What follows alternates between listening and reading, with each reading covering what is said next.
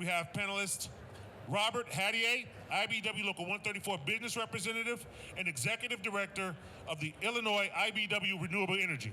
Next, we have Nick Pupich, Director of Controls and Specialized Solutions for Connelly Electric.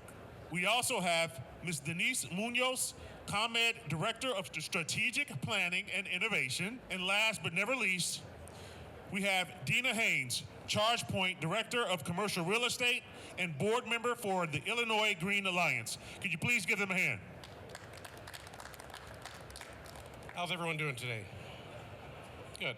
So my name is Bob Hattier. As Bert just mentioned, I am a business representative with IBEW Local 134, where I focus on renewable energy, energy storage, and electric vehicle infrastructure. I'm also the executive director of the Illinois IBEW Renewable Energy Fund, which is our statewide training organization covering all those technologies, where we partner with all the IBEW locals, various high schools, community colleges, and community-based groups as a pathway into our apprenticeship programs.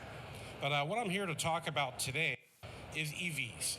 And how many people out there right now are looking at the EVs today? Anyone interested? We got 1, 2, 3, 4? All right, we got a few out there. All right, so we have a very ambitious goal in Illinois. Through the Climate and Equitable Jobs Act, we have a goal of 1 million registered EVs on the road in Illinois by the year 2030. Anyone have any idea how many EVs are on the road currently? As of January 15th, it's 60,000. So we're about 6% of our goal. And while that seems like it's not there yet, last time I checked this number was a month ago, and we're about 55,000. So we're looking at about 5,000 EVs added per month. And if we keep that pace, we will reach that goal of 1 million in 15 years. The problem is our 1 million goal is by 2030, and that's not 15 years from now. So hopefully after this event, a lot of people are seeing, test driving these vehicles. We're going to see a lot more going out after that. So when we talk about electric vehicles, and as you all know, there is a large variety of options out there. The next question always comes up is about charging. And we hear terms like range anxiety. We hear about lack of public charging stations. The reality is 80% of EV drivers charge at home. And you hear about the long times it takes to charge based on the level of charging, level 1, level 2. Most people, they're charging just what they use that day. They're not going from empty all the way back up to full. They don't need a full 8 hours of charge to get back to where they need to be. They may have only driven 20, 30 miles that day, and that's something that can easily be accomplished overnight. So a lot of the naysayers out there, a lot of their arguments really are based on extreme examples and not really the reality of most people driving EVs. But right now, just to put that number out there, there are 2,500 charging stations in Illinois right now, which is actually a pretty good number. There's a couple states ahead of us, but we're in the top 10 for infrastructure that's been installed. And the estimated goal is we need 15,000 to support the 1 million EVs on the road. So we're on our way there, and I'm sure the other panelists here can address that a little bit better. But what I want to talk about is the benefits of going EV. We have several different benefits, and one of those is the fact that you're doing your part to help the environment. Our vehicles that are out on the road right now are emitting every day. The infrastructure it takes to fuel those vehicles are emitting every day. The refining of fossil fuels to give us the fuel to put in our tanks so we can emit is also emitting every day. And we need to do our part to make sure we can clean up our transportation-based emissions, and driving an EV is a major way of doing that, okay? Getting into something that's pretty interesting here, the average EV drives 3 miles per kilowatt hour of energy, okay? So if you think about that, if you're driving, the average fuel economy on a road in Illinois right now is 24 miles per gallon. So if you were trying to drive that same amount of distance with 1 gallon of gasoline with an EV, it's going to take about 8 kilowatt hours. It'll cost you just about $1. We all know what happens with fuel prices. They are coming down now, but we're still seeing, I fueled up yesterday, about $3.50. So you can see direct savings right there. But there's other savings we have to address, and that's the fact that by using the electric stored energy directly, we are making a major component, or being a major component in reducing our carbon emissions.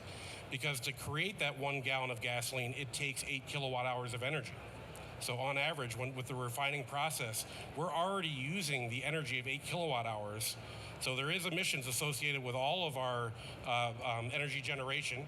Illinois is actually pretty clean if you consider our nuclear fleet and our renewable portfolio. But if you look at, we still have coal, we still have natural gas. But that 8 kilowatt hours is being generated regardless. We can put it in our vehicles and then drive directly off of that with 0 emissions, or we could use that 1 gallon of gasoline created with that energy and then release our own emissions on top of it. So that's one thing we have to keep in mind. And I kind of went off track, so I'm going to pass it on to the next speaker. Hello. Nope. Hot mic. How's everyone doing today? Good. Welcome. Well, a little bit. I just want to say thank you to Power in Chicago for having Connelly Electric here today. My name is Nick Pupich. I have been in the electrical industry for 27 years. I've been an IBEW Local 134 electrician for 16 years. I've been in the EV industry for over 11 years with over 800 EV installs in level 2 and level 3.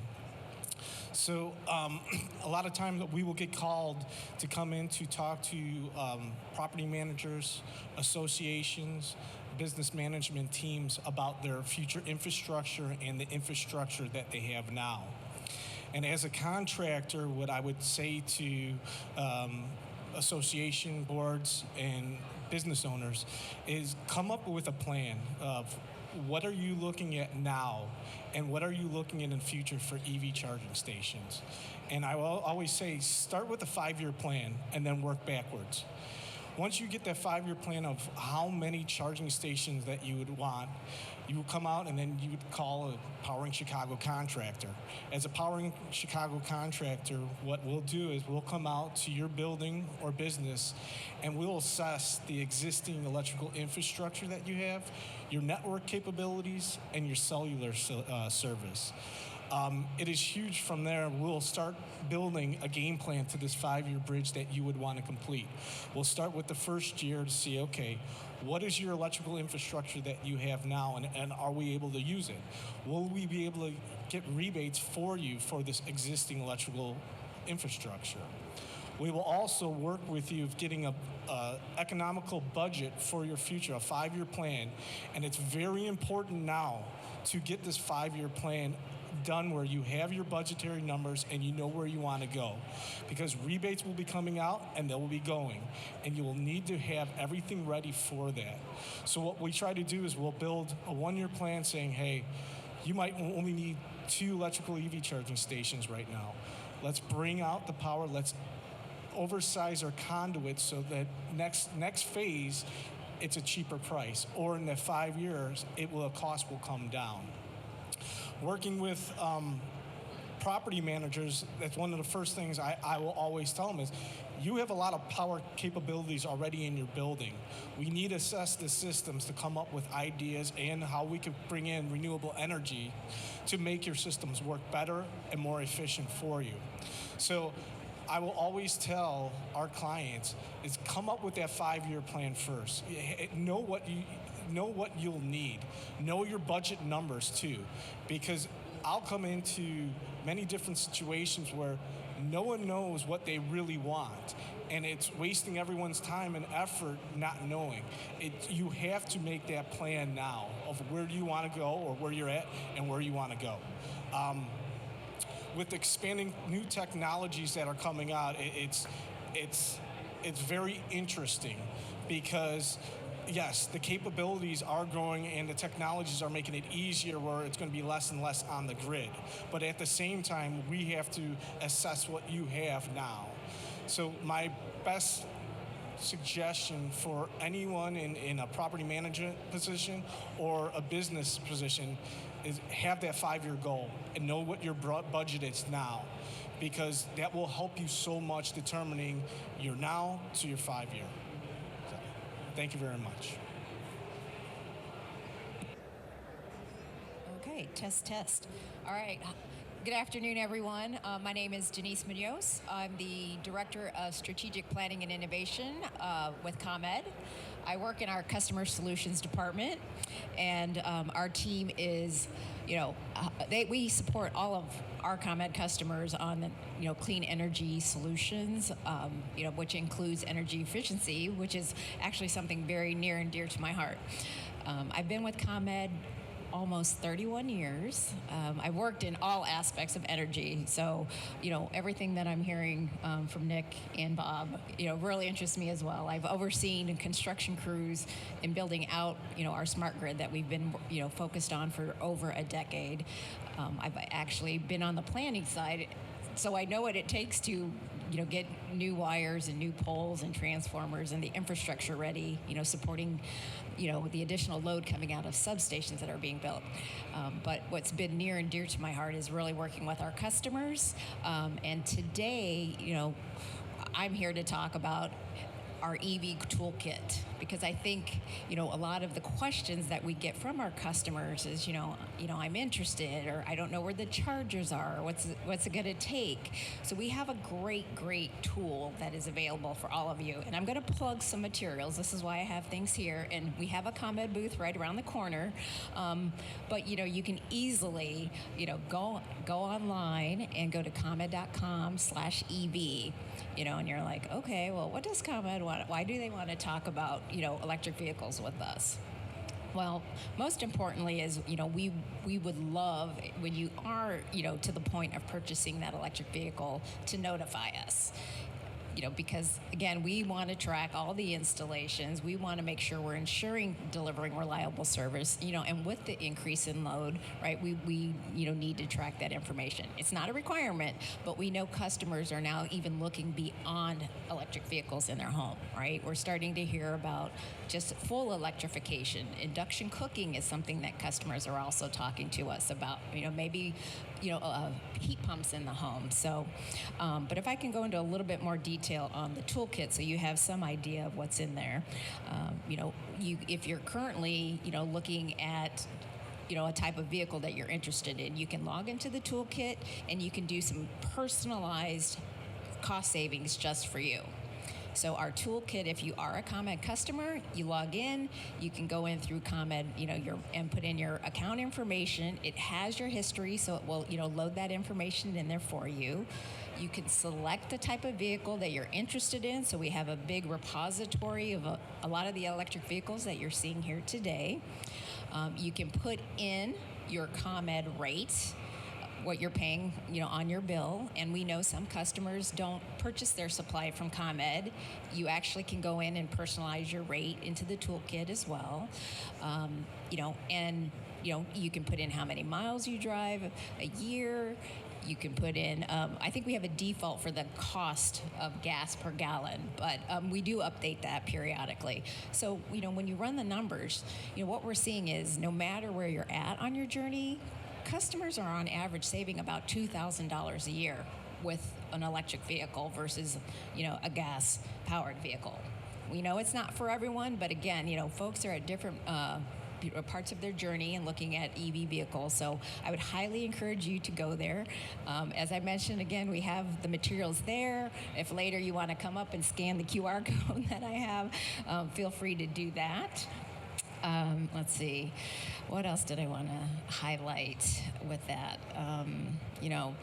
Again, the aggressive goal of a million EVs on the road by 2030. We are definitely supportive of the Climate Equitable Jobs Act, and we want our customers to be able to come to us as a trusted energy advisor for any of their questions related to EVs. We also have a solar toolkit if you're interested, and if you want to just look at other information related to your bills, I'd highly encourage you to visit our website. So with that, I'm going to stop, and then maybe we can take some questions so we can address specifically what you would like to do. I still have to go. Oh, sorry. That's okay. So thank you for being here. I'm Deana, Haynes, Director of Commercial Real Estate with ChargePoint. We are an EV charging company that designs our software and manufactures our hardware in one integrated system. We're the largest network out there with over 250,000 EV charging ports. And fun fact, a driver plugs into the ChargePoint network every second or less. So don't want to go into the whole spiel about who ChargePoint is. Happy to answer questions about our company afterward, and I have a colleague here who can answer more specific questions about our organization. What I do want to share is really what we are seeing around EV adoption in Chicago and Illinois and around the country. So as Bob mentioned in his presentation, EV adoption continues to grow. So you mentioned that there are about 5,000 cars that are hitting the road every month in Illinois. I also did a little bit of research and found that across the country, EV sales grew by 66% between 2021 and 2022. Local to the state of Illinois, there was an increase of about 57% of EVs on the road in the state. So we're pretty close to the national average and continuing to grow. And based on what we're seeing on the show floor, I anticipate that adoption will continue to accelerate and continue to grow.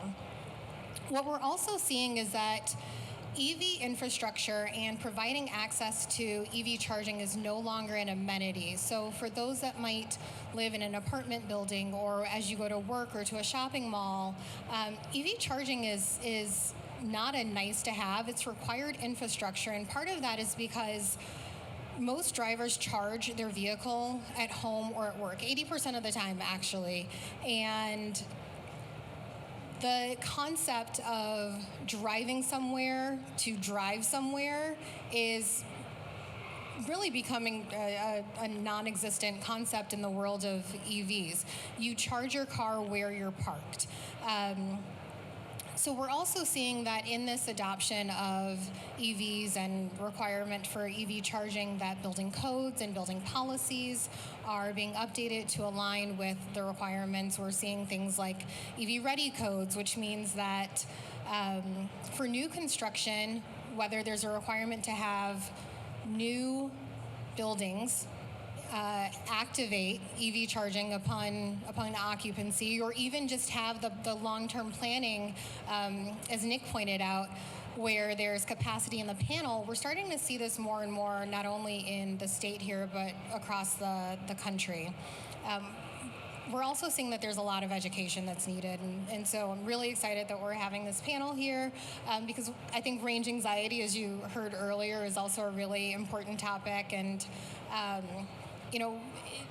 it's important to recognize that the average driver is really just in their daily life going in and around town or commuting to and from the workplace. So they're driving tens of miles, not hundreds of miles. But there's a lot of concern about electric vehicles and their range. And although we're seeing an increased range available in many new vehicles, some with up to 400, 500 miles of range, that's not needed unless you're really going on a road trip, or perhaps if you commute to and from Wisconsin every day. I could understand that might be a short-term concern as EV charging continues to be installed. But really, it's not a concern. I mean, I don't know how many of you are taking road trips fairly often, but I think, considering that people charge at home or at work most of the time and are only going tens of miles, range anxiety is really just that. It's anxiety, and more often than not, it's a concern that is not actually real. Now, for those that are in less urban or less dense environments or are taking a road trip along highways, there are incentives that are available. There are state incentives, there are federal incentives that are available that are really helping serve as a catalyst for the transformation of transportation. And there's funding that's specifically allocated towards adding EV charging to major highway corridors. Denise mentioned CEJA earlier, and so there's funding available for that. I would also add that there is funding available not only for the infrastructure, but for vehicles themselves and the entire EV ecosystem. So grid modernization applies to that as well. I could keep going, but I think I'll pause here and turn it over to any questions that we might have.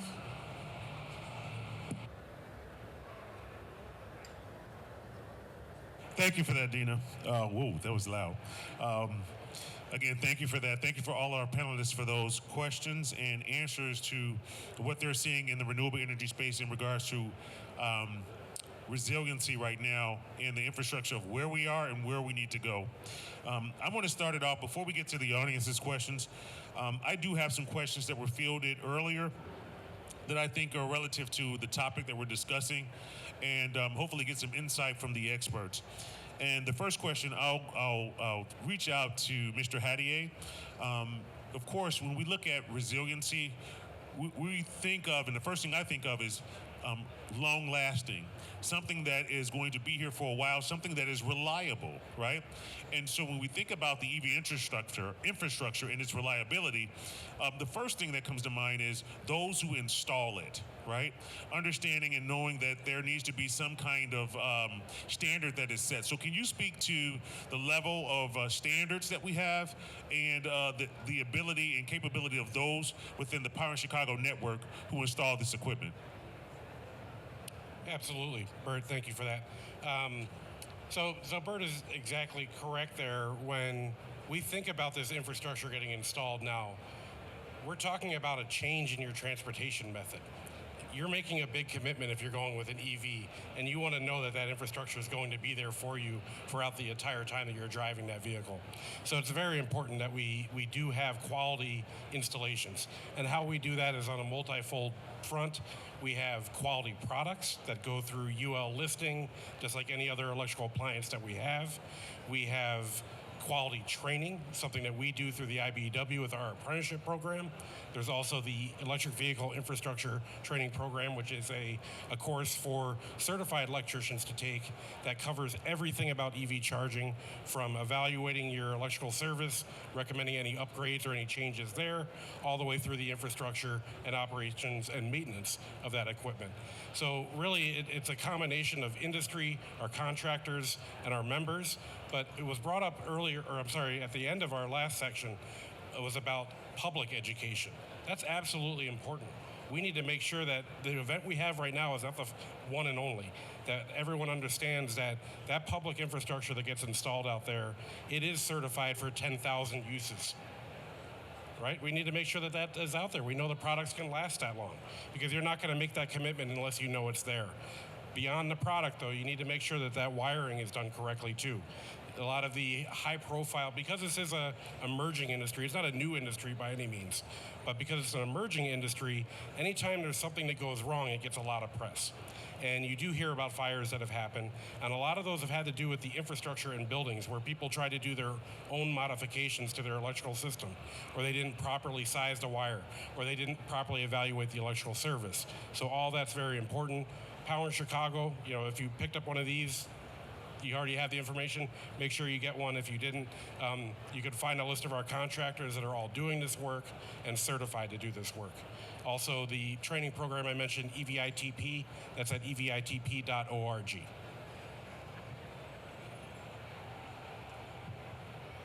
Thank you, Bob. I appreciate that. And it was great information. Again, knowing that the individuals who are going to install this equipment are licensed, bonded, insured, and they have the training to install it. Again, this is a huge investment for those who are looking to purchase and buy an EV vehicle. Not only that, one of the questions that came to my mind and again was asked before is related to comment in the infrastructure. And of course, we talk about savings. Again, when we hear going EV, that's one of the biggest things that are motivating individuals to purchase these vehicles. So this question is directed towards Miss Munoz. I want to ask you, for those who are being guided to take advantage of the off-peak energy use for charging, can you share an idea of what realistic savings would look like and that can be achieved by making the switch? And is there a resource? I know you have the toolkit, but is there like a guide that can show them gas prices, because we know it differs depending on what side of the city you live on, what geographical area you're in. Is there something that they can go to and show what those real savings would look like? Thanks, Bert, for that question. And I did mean to address the savings and the specific options we have for rates. ComEd, we offer two rates to our customers. Most of us are probably on the fixed rate of electricity, and that averages about 11.7 cents per kilowatt hour. Now, we know most customers who are looking to purchase EVs, will want to take advantage, and will more than likely be charging, their vehicles at night. So we do offer an hourly pricing rate. That rate on average is about 7.4 cents. So you can see there's right there, Bert, a savings of 4 cents per kilowatt hour. So depending on how long or you need to charge your vehicle, I think you had highlighted that not everybody discharges their battery completely, so they just may need a couple hours to do that at home. So we do offer an hourly pricing rate. What I meant to also include in my discussion earlier on the EV Toolkit calculator, you can go in and actually put in that option. If you want to switch to the hourly pricing rate, you're free to do so. If you had more questions about it, we have an hourly pricing specialist that you can contact. I have that number, not that anybody's going to write it down, but I will go ahead and give it. It's 1-888-202-7787. So we do have a specialist as well that can talk to anyone who's possibly interested in changing their rate structure to take more advantage of the lower cost during the off-peak hourly pricing time frame. Thanks, Bert. Yeah, I'm actually going to add one more thing to that. One of the other benefits of going electric with your transportation is the fact that you can produce your own electrons at home. You can't produce gasoline at home, but you can size a photovoltaic system, a solar electric system that can easily handle your amount of travel that you're doing every day. So a lot of that, when you're meeting with a contractor and pursuing these, talk about all the things that you're considering. Because we may be able to size that photovoltaic system or solar electric system to meet your daily commuting needs without any problem at all. But if you're thinking about decarbonization, as was brought up earlier, we want to know that too, because that can get into the other products that we select if we're modifying or upgrading your electrical service. So it's really opening up a lot of doors, and all these industries are tied together, including the fact that EV is also stored energy that can be used for other purposes. So if there is an outage or if there is a time that you need standby power, you can, depending on the vehicle you purchase, you may be able to use that energy for that purpose too. And that has a value as well. Thank you for that. I have two more questions before we open it up to the audience. I hope they allow me the time, but I want to make sure that these questions were asked. This is guided to you, Nick. We talked about what should be expected or coming up with a 5-year plan for those customers that are really looking at investing, and not just for residential, but also for commercial. Can you talk about some of the difficulties that you've seen with the customers who are looking at a more commercial or multi-dwelling unit, and what kind of solutions that you've come up with or you've seen in your space? Thank you, Bert. Yes, so let's start off with the residential side. If you have a multi-dwelling unit with sub-basements, multiple sub-basements, the networking, we find this a lot where there's problems networking the charging stations. So when a contractor like Connelly Electric, we would come out site, we'll test to see what your cellular system is and what type of network that you have. So we'll be able to remedy the solution where we had one building that had 10 charging stations, 5 on the sub-basement, and then 5 on the regular basement floor. We were able to put in a cellular repeater for them, and it was able to not only give them just for those 2 floors, but we were able to give them, I think they had 6 more floors. So there's a lot on both sides that you need to look at right away when you have electrical contractor come out and to assist. On the industrial side or the commercial side, I know a lot of times they're looking for rebates, but they have to go through the rebates to understand, okay, are you in a proper location for that rebate? Are you close to a highway? I know a lot of businesses are always asking me this question. So you have to do a little bit of more due diligence on what the rebates are asking to understand, okay, well, maybe this is the right location for your business to put a level 2 or a level 3 EV charger.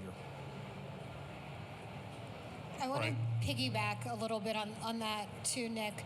So in terms of planning for 5 years, I would also say that it's important to look for technology that enables networked charging. There are a lot of solutions that are out there, but network charging reduces the strain on the grid. It ultimately reduces installation costs and allows you an opportunity to expand and provide more EV charging with less, I'll call it infrastructure, but less power required from the panel, less conduit that's needed, and again, reduces just strain overall. And so, it's really important to understand what technology you are adding, and that it really can support your long-term efforts. And as a contractor, in seeing the growth of the product, you're getting quick right away. If there's an issue, right away. So we will literally get a call 5 minutes when we will know the same time. So that is huge. If you do have an issue with your charging station, you're going to be able to have a contractor come out in less than an hour to see what the issue is and to fix that. So you're absolutely right. It's been just fantastic. So I'm going to open it up to the audience for any questions. Do we have any questions right now? I thought I saw someone getting ready to ask a question. I do have one more question.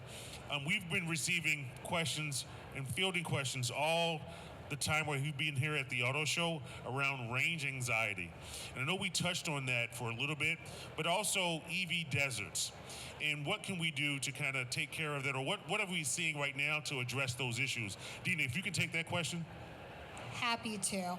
So earlier in our discussion today, we talked about a lot of the funding that's available, state funding, federal funding, and these are, again, really available to provide a catalyst to investment in communities that may not have access to charging, where there's not private investment just yet.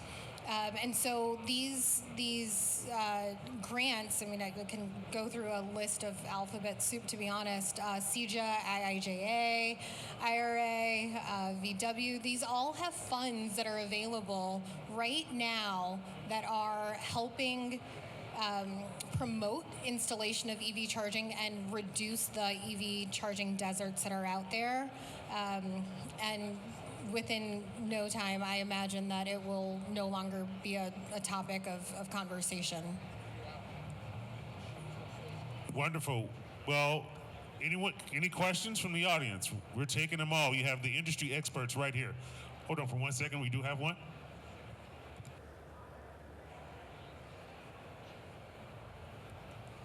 Hey, Denise, how does ComEd think about investing in the infrastructure and its role in the future of the company? Is the EV infrastructure considered a significant profit driver going forward? Is there cannibalization to other existing profit drivers? How does ComEd view its role in your business in the future? Thanks for that question. I would say, we're very proud, as I highlighted earlier, that we've been investing in the infrastructure for more than 10 years. We have been investing in making sure that we have the most reliable industry here, and I think we rank very high. We know the evolution and the interests of our customers are changing. As I mentioned, I've been here for over 30 years, and there was a time when our customers were, looking at gas more significantly. Well, today that's changed. I think utilities across the country are definitely just wanting to make sure we're there to support them.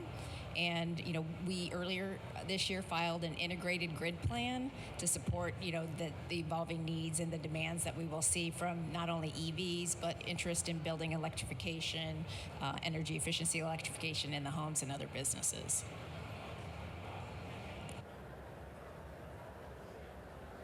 Thank you very much. So this will conclude our panel discussion for the day.